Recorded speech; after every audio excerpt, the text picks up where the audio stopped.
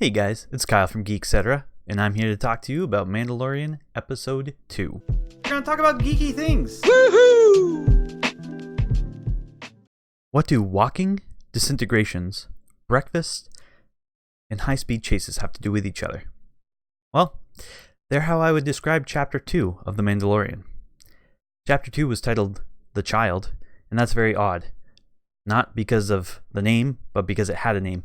Chapter 2 was titled, but Chapter 1 was not, and that's kind of weird. But we'll talk about what I don't like in a little bit. Let's first talk about what I liked about this episode. First, seeing Baby Yoda. Baby Yoda is cute. It's a cool little character. I hope they don't overdevelop the species or even necessarily the character. I think they will, but it is cute to see Baby Yoda. That's fine. And we're calling him Baby Yoda. That's not his name, just that's what everybody's calling him. I also liked the action scenes. They seemed very fluid as compared to the previous episode, where some of the action scenes involving the Mandalorian seemed a little clunky and stiff, or at least that's how he was acted. These seem very fluid, very good. They didn't detract from my viewing, and I really liked it. The weird egg, that was pretty cool. Not at first I didn't like it, but I came around to it, especially after reading how different people reviewed that episode and even the first two episodes. Just finding a lot of things to be weird. And apparently, weird is good when it comes to a Star Wars show. So the egg, the hairy egg, looked like a coconut with yolk. Pretty cool, pretty weird. I liked it. I also liked that we had the other bounty hunters in there. The fob there, the tracking fob.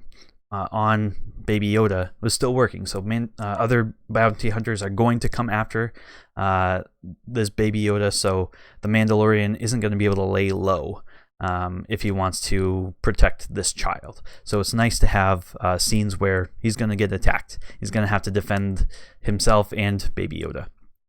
I also like that, there's not an emphasis on names or even talking. The first, I think, 10 minutes of this episode had no talking. And it you don't realize it.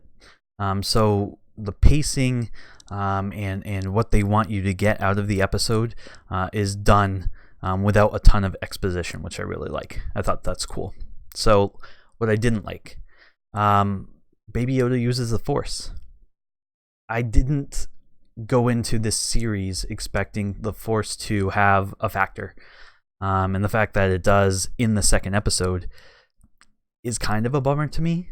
I'm hoping they don't overuse the Force. Now, it is interesting that they use the Force, and the Mandalorian and also the Ugnaught do not know really what the Force is or what was going on when Baby Yoda used the Force. Mandalorian couldn't even explain it to the Ugnaught, so that's kind of cool, but the fact that it was used, I wasn't a fan of. So I hope they don't use the Force a ton in this show.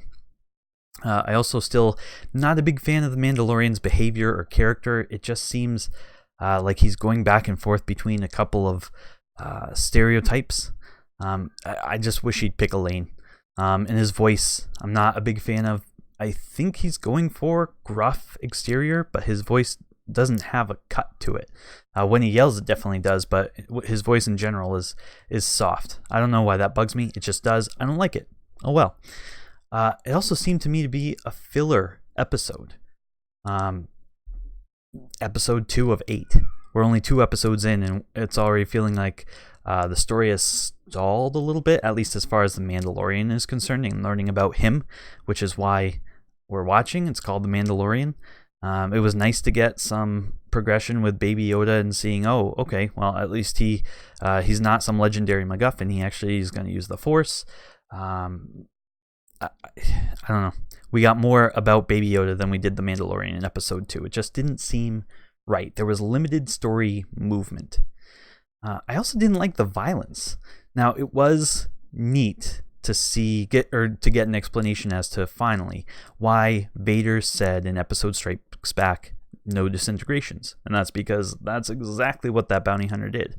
Boba Fett, Mandalorian, he probably had the same ammo, and the Mandalorian used disintegrating slugs. I think they call them slugs, not bullets, slugs, and it also erases in our minds that when Vader was saying no disintegrations, that he was talking about Beru and Owen Lars, because their skeletons were still there.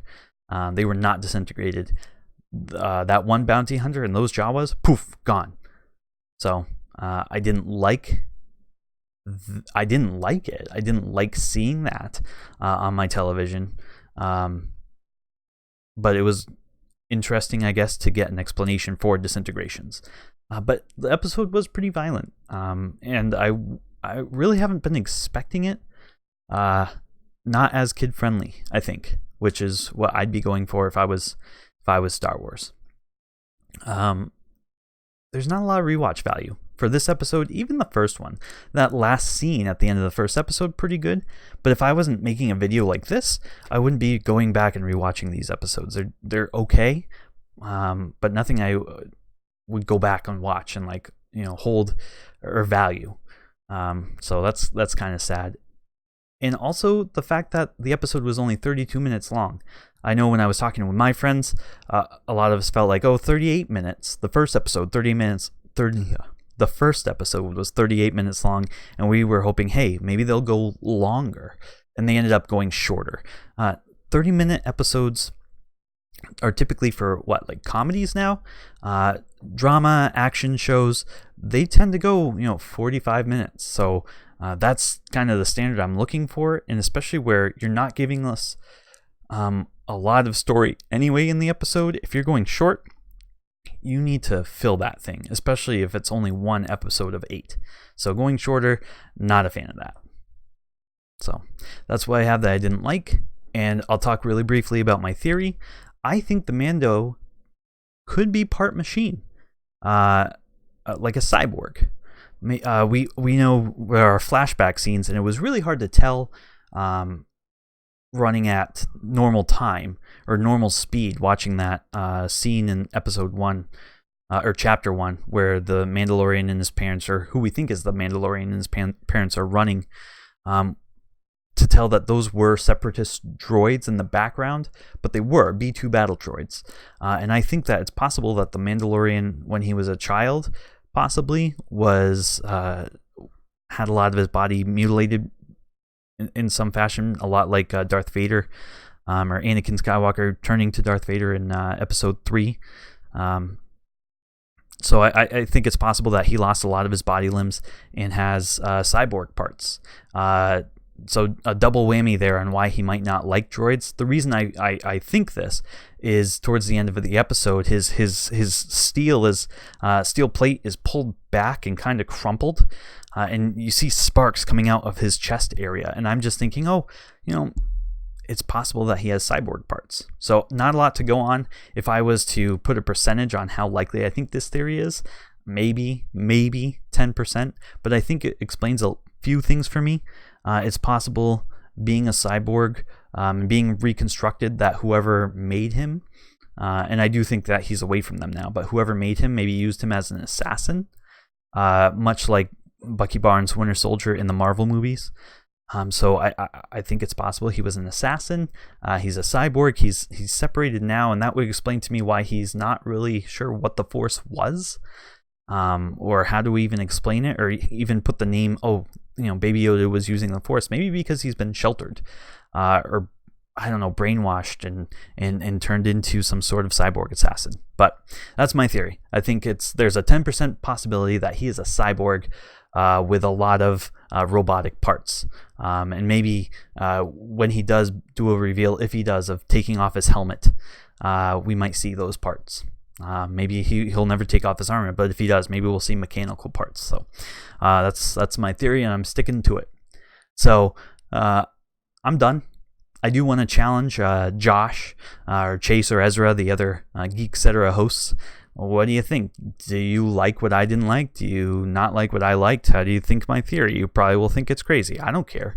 But I challenge you. Come back on here. Come on this channel. Put a video out there. Tell the world what you think. So if you like this video, tell the button. Don't tell me. Just push it. If you haven't already, subscribe. And definitely check out our other content. And until next time, I have spoken.